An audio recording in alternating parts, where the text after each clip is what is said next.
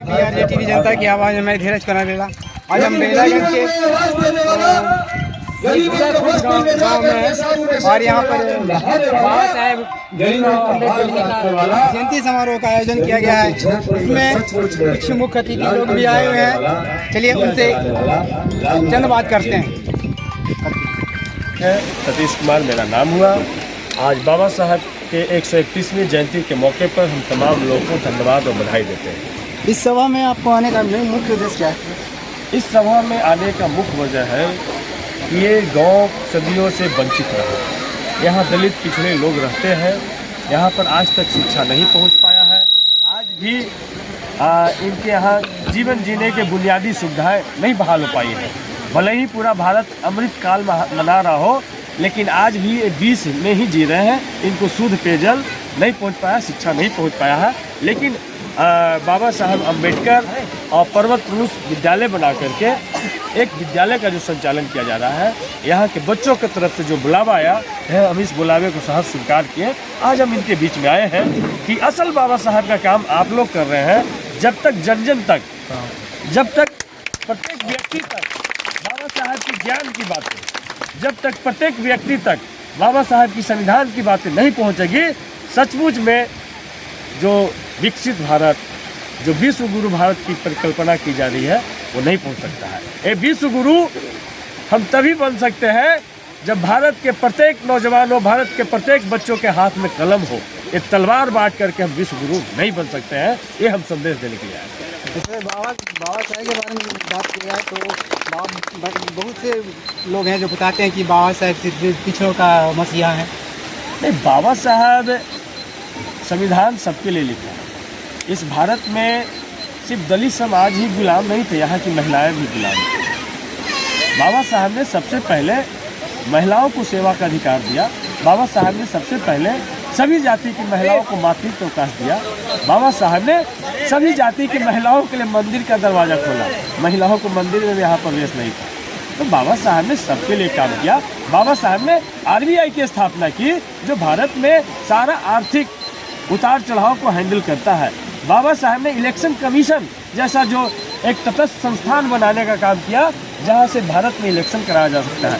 बाबा साहब ने भाखड़ा नंदन डैम बनाने का काम किया, जहां से पनबिजली से भारत हमारा आत्मनिर्भर, जो भारत के लोग कह रहे हैं, पहला आत्मनिर्भर भारत का नारा बाबा साहब ने दिया कि पनबिजली जो हमारे यहाँ बाढ़ में पानी बर्बाद करते हैं, उससे पनबिजली से बिजली उत्पादन करके जन जन तक हम पहुँचा सकते हैं।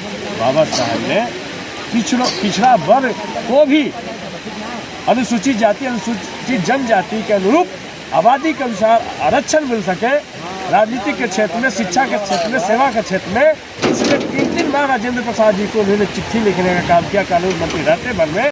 और जब पिछड़ा जाति आयोग नहीं बनाया गया, उनके गणना के लिए कोई कमेटी नहीं बनाई गई, तो बाबा साहब ने इस्तीफा देने का काम किया। और बाबा साहब के प्रेशर में ही पहला बार मुचकुंद दुबे कमेटी बनी थी, नहीं, काका कलेरकर कमेटी बनी थी। काका कलेरकर कमेटी बनी थी जो पिछड़ों की गणना का काम करने का काम किया था, लेकिन उन्होंने रिपोर्ट नहीं सौंपा। बाद में चल करके BP मंडल जी के नेतृत्व में पिछड़ा वर्ग की कमेटी बनी।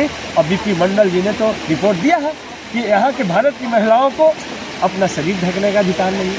भारत की महिलाओं को अगर शरीर ढक लेते हैं तो उनके वजन और साइज के अनुपात में उनको टैक्स देना पड़ता है। तो ये तमाम चीज़ें ये बाबा साहब ने जो 1931 में जातीय जनगणना करा करके भारत में एक जो आंदोलन छेड़ा था, आज भी बाबा साहब का सपना अधूरा है और अभी भी जातीय जनगणना की लड़ाई जारी है। बाबा साहब को बचपन से लेकर जवानी तक बहुत यातनाएं सहनी पड़ी, फिर भी उनके प्रति, उनके मन में जाति या उच्च श्रेणी के प्रति या नीच श्रेणी के प्रति कोई ऐसा द्वेष तो नहीं था? नहीं, कभी नहीं। बाबा साहब ने कभी किसी, हम लोग भी नहीं द्वेष की भावना रखते हैं, न कोई रखना चाहिए। बाबा साहब का अम्बेडकर का एक नारा है, भाईचारा भाईचारा।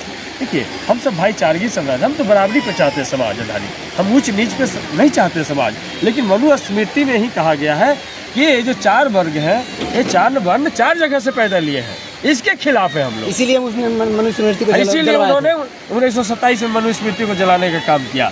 इसलिए बाबा साहब की ज्ञान की बातें, बाबा साहब की संविधान की बातें जन जन तक पहुंचा करके ही हम सचमुच में विकसित भारत और विश्व गुरु बन सकते हैं। और मैं नहीं रहे रंजेश कुमार पंचायत के मुखियापति। इधर आ जाओ। बाबा साहेब के बारे में दो शब्द बोलेंगे। बाबा साहेब हमारे संविधान निर्माता थे, कुशल राजनीतिज्ञ थे और बाबा साहेब अधिकार दिलाने में मजदूरों को, महिलाओं को सबसे पहले अहम भूमिका निभाए। बाबा साहेब ही एक ऐसा भारतीय थे जो मतलब विदेश में जाके पहला PhD भारतीय मतलब करने का काम किया। अच्छी बात। मैं अक्टू कचनपुर पंचायत सरपंच रंजीत कुमार रंजन। बाबा साहब अम्बेडकर के बारे में अगर जितना कहा जाए उतना ही कम है। जो अपने विद्यार्थी जीवन में उन्होंने जो भी कष्ट उठाया और कष्ट उठाते हुए देश में जो अपना शिक्षा ग्रहण किए, शिक्षा ग्रहण करने के बाद बहुत मेहनत करके और समस्या को देखते हुए, समस्या को समाधान करते हुए दो विदेश में अमेरिका और इंग्लैंड जैसे देश में जा कर के अपनी दो डिग्रियां हासिल की। सर अपना परिचय देंगे और बताएंगे इनके बारे में थोड़ा सा बात। स्वराज पार्टी प्रखंड अध्यक्ष बेलागंज कॉलेज कुमार ज्वाला। बाबा साहब का कथन था कि जो जितना पिएगा उतना ही दहाड़ेगा, और उन बातों को RJD विधायक, मखदूमपुर विधायक सतीश जी उस बात को रखे हैं। बाबा जी के बारे में पूर्ण रूपेण विवरण दिए हैं। मतलब कि जो जितना ज़्यादा शिक्षित होगा उतना ही ज़्यादा वो आगे बढ़ेगा। इसी के साथ में